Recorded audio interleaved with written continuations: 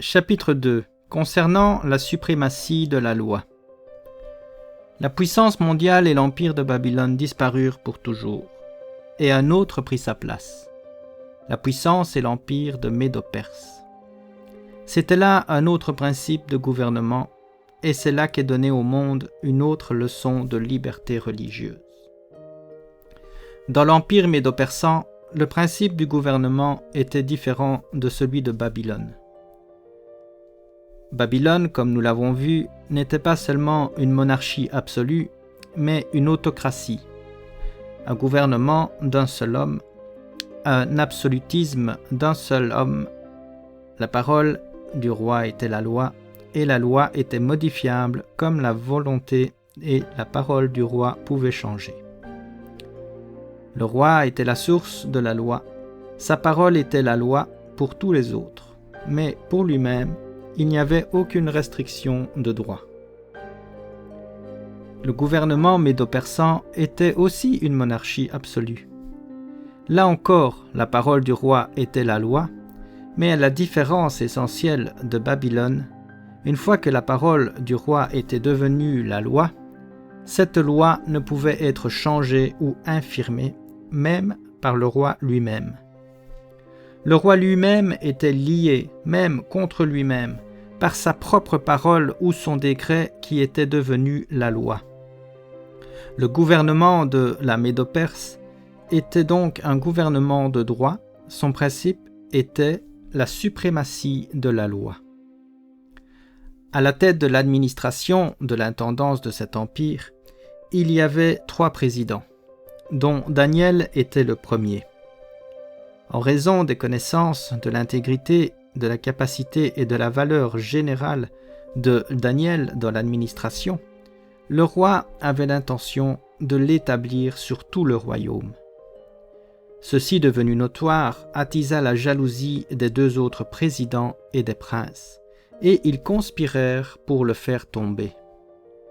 Ils cherchèrent d'abord une occasion d'accuser Daniel, concernant sa conduite des affaires de l'empire. Mais après de longues et diligentes recherches, et un examen aussi minutieux que possible, ils furent obligés de cesser leur effort et d'avouer qu'ils ne purent trouver aucune occasion ni autre chose, car il était fidèle et qu'on n'apercevait chez lui ni faute ni rien de mauvais. Alors ces hommes dirent : « Nous ne trouverons aucune occasion contre ce Daniel, à moins que nous n'en trouvions une dans la loi de son Dieu. » Mais ils ne pouvaient pas trouver d'occasion contre lui, même en rapport avec la loi de son Dieu, sans avoir d'abord créé eux-mêmes une situation qui rendait inévitable l'occasion désirée. Leur long et exigeant effort pour trouver quelques occasions ou quelques fautes contre lui dans les affaires de l'Empire les avait convaincus de sa dévotion absolue dans la loyauté à Dieu. Grâce à leur enquête, ils savaient par expérience qu'ils ne pouvaient en aucun cas être amenés à dévier d'un cheveu de la droiture de la dévotion absolue à Dieu. Mais il s'agissait là d'une affaire entièrement individuelle, dans laquelle il n'y avait aucune interférence d'aucun homme et d'aucune sorte. D'une part, leur propre enquête, consciente et pleine de préjugés, avait démontré que sa conduite vis-à-vis des autres et de l'État était en fait bénéfique.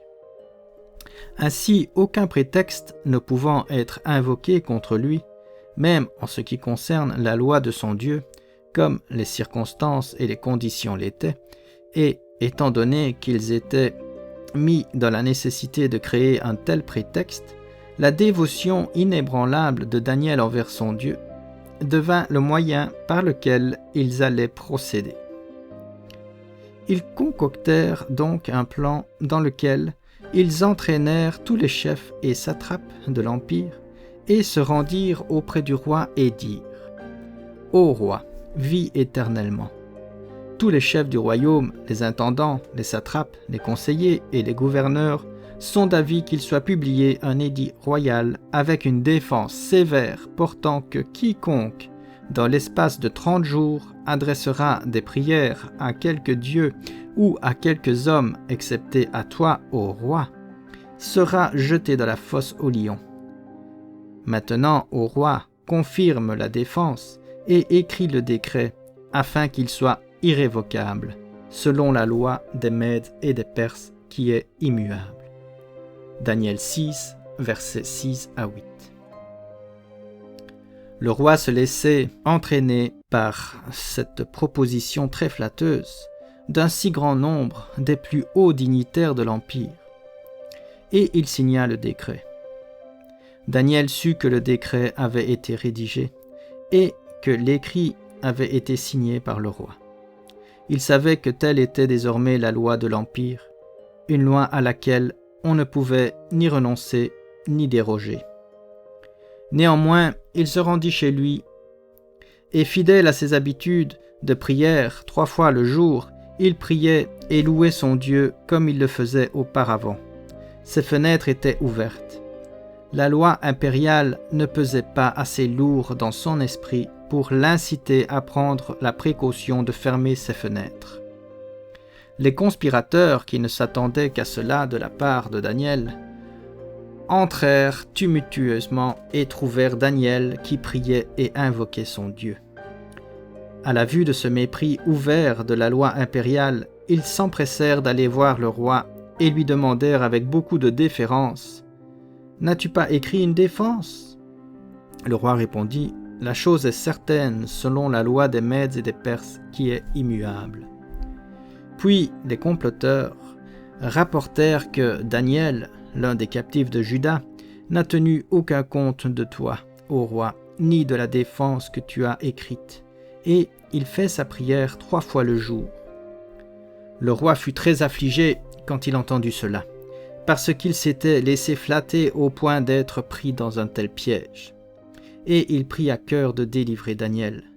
Mais les comploteurs étaient prêts à plaider la suprématie et l'intégrité de la loi, et à faire valoir que ce n'était pas une question de religion mais de loi, que tolérer le mépris et la violation de la loi revenait purement et simplement à saper tout le gouvernement et à faire une offre ouverte pour un règne d'anarchie, et pour la dissolution même de la société.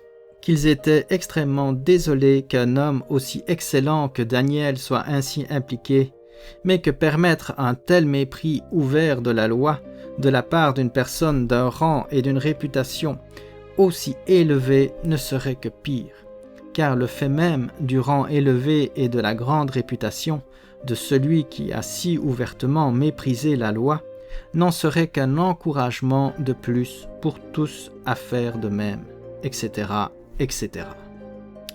Pourtant, le roi, jusqu'au coucher du soleil, s'efforça de le sauver. Mais durant tout ce temps, et à chaque occasion, le roi s'est vu opposer par les conspirateurs l'argument suivant : « La loi, la loi. Sache, ô roi, que la loi des Mèdes et des Perses exige que toute défense et tout décret confirmé par le roi soit irrévocable. La suprématie de la loi liait le roi lui-même. Il n'y avait pas d'échappatoire, et bien qu'avec la plus grande réticence, le roi donna l'ordre qu'on amena Daniel et qu'on le jeta de la fosse aux lions. Le roi passa la nuit dans le jeûne et l'insomnie, mais très tôt le matin, il se précipita à la fosse aux lions et appela Daniel d'une voix triste. « Daniel, serviteur du Dieu vivant, ton Dieu que tu sers avec persévérance, a-t-il pu te délivrer des lions ?» Et Daniel répondit : « Roi, vis éternellement. Mon Dieu a envoyé son ange et a fermé la gueule des lions, qui ne m'ont fait aucun mal, parce que j'ai été trouvé innocent devant lui. Et devant toi non plus, ô roi, je n'ai rien fait de mauvais. » Voilà qui démontre parfaitement et pour toujours que celui qui ne respecte pas une loi qui touche au service de Dieu est innocent devant Dieu, et qu'il ne fait rien de mauvais au roi, ni à l'État, ni à la société, ni à aucun principe de droit ou de gouvernement. Tout cela démontre à nouveau, dans la vérité divine, qu'aucun gouvernement terrestre ne pourra jamais avoir de droit ou de juridiction en matière de religion, à savoir le devoir que nous avons envers notre Créateur et la manière de nous en acquitter.